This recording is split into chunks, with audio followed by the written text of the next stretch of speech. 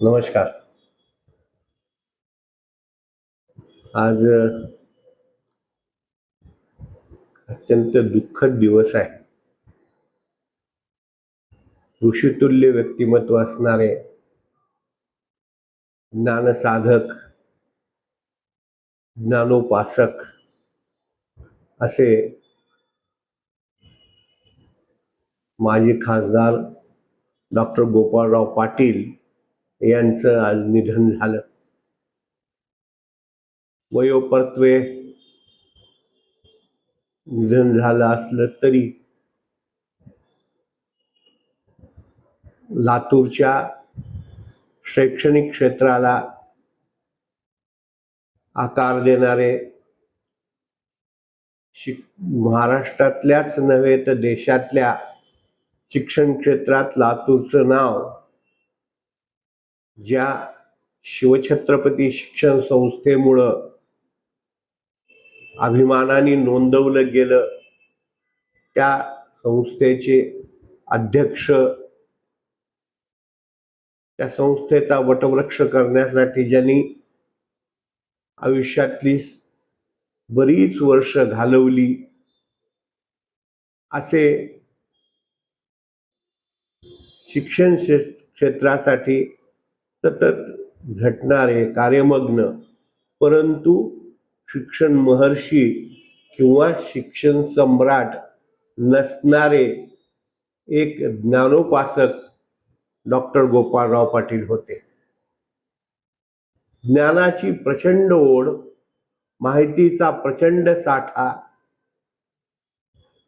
अफाट वाचन असा एक अद्भुत रसायन डॉक्टर गोपाळराव पाटील होते. ते खासदार झाले, राज्यसभेत गेले आणि एक त्यांनी स्वतःचा ठसा उमटवला. संसदीय कार्यात सुद्धा स्वतःचा एक ठसा उमटवला. त्याचं एक उदाहरण त्यांच्या राज्यसभेच्या कार्यकाळातलं मला जे माहिती आहे, जे दिवंगत नेते प्रमोद महाजनांनी मला सांगितलं होतं आणि मी ते पुन्हा आप्पांशी म्हणजे डॉक्टर गोपाळराव पाटलांना बोलून सहज म्हटलं तर त्यांनी त्याला हसून दाद दिली होती. ते उदाहरण असं होतं की दिल्लीमध्ये देशाच्या संरक्षण व्यवस्थेमध्ये काही बदल करणं, संरक्षण शस्त्रास्त्र खरेदी करण्याच्या बाबतीतल्या पॉलिसी ठरवणं, संरक्षणाच्या बाबतीतल्या पॉलिसी ठरवण्याच्या बाबतीत एक समिती नेमायची होती आणि ती समिती, त्या समितीमध्ये कोण असावं, खासदार कोण असावेत, राज्यसभेतले किती असावेत, लोकसभेतले किती असावेत, अशी सगळी यादी करणं चालली होती. भाजपची कोर टीम, ज्यात अटलजी, अडवाणीजी, प्रमोदजी, मुरली मनोहर जोशी हे सगळे आणि तिन्ही सैन्य दलाचे प्रमुख अशांची बैठक सुरू होती. आणि त्यावेळी पहिलं नाव राज्यसभेतनं कुणाचं आलं असेल तर अटलजींनी आणि अडवाणीजींनी एका सुरात प्रमोदजीला म्हटलं, अरे वो तुम्हारे महाराष्ट्र के, लातूर के क्या है, कौन उनका नाम हो, डॉक्टर अपने डॉक्टर गोपाळराव पाटील हे त्या समितीचे सदस्य होण्यासाठी पहिलं नाव घेतलं गेलं. यावरून त्यांचा संरक्षण विषयाचा खासदार म्हणून असलेला अभ्यास हा आपल्याला लक्षात येतो. डॉक्टर साहेबांच्या डोक्यामध्ये आपण नेहमी म्हटलं काय व्हायला पाहिजे, अरे मुलं मेडिकलला लागतात, इंजिनिअरिंगला लागतात, हे होत राहतं, पण म्हणलं मग म्हणजे काय, अजून काय पाहिजे, तर त्यांचं म्हणणं असायचं IITला, IIM मध्ये आपली मुलं गेली पाहिजे. आपल्या भागात IITचा कोर्स म्हणजे संस्था निर्माण झाल्या पाहिजेत, ही त्यांची खूप इच्छा होती. सतत ते पुढचा विचार करायचे, सतत ते प्रगतीसाठी विचारमग्न असायचे. शैक्षणिक प्रगतीसाठी त्यांचा अगदी जीव तुटायचा. अगदी ते नाही, हे झालं पाहिजे, हे असं व्हायला पाहिजे, असं शिक्षण असलं पाहिजे, यासाठी ते अतिशय आग्रही असायचे. एक आठवण अशी की ते मला वाटतं अमेरिका काही युरोपच्या दौऱ्याला गेले होते आणि परत आल्यानंतर सहज काही चहा पाण्याचा कार्यक्रम होता. मग त्यावेळेस सहज गप्पा झाल्या, हे झालं, सगळं झालं. मी सहज त्यांना विचारलं, म्हणलं आप्पा काय आणलं तुम्ही येताना? या ज्ञानोपसाकांनी दिलेलं उत्तर हे आयुष्यभर लक्षात राहण्यासारखं.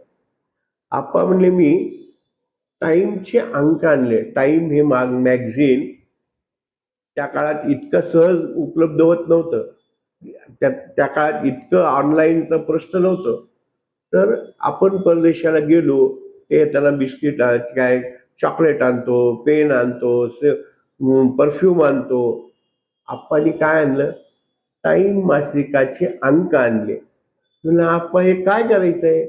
हे आपल्या महाविद्यालयातल्या लायब्ररीत ठेवायचे. आपल्या प्राध्यापकाला, विद्यार्थ्यांना ते वाचता आले पाहिजेत, यासाठी मी ते आणलेत. आणि त्यातले 2 अंक हे एज्युकेशन या विषयावरचे आहेत. एवढं समर्पण शिक्षण क्षेत्राविषयीचं हे जे समर्पण आहे ना, ते सलाम करण्यासारखं आहे.